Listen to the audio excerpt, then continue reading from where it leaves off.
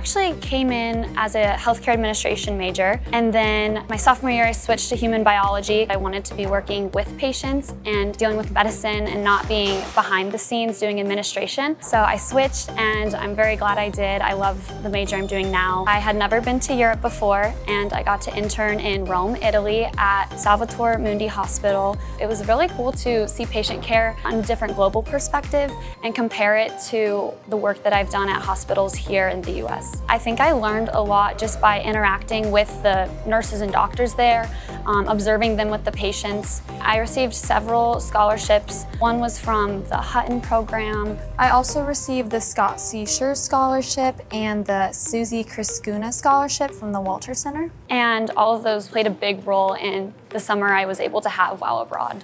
It was pretty costly when it came to program fees and then also housing. And so all of those played a role in being able to cover those costs. Honestly, I can't express enough how much it meant to me. I would not have had the experience I had if it weren't for the scholarships I received. Not only was I able to go abroad and be able to financially handle it, but also it allowed me to travel and get to see even more cultures and meet more people beyond just what I would have done when I was in Rome.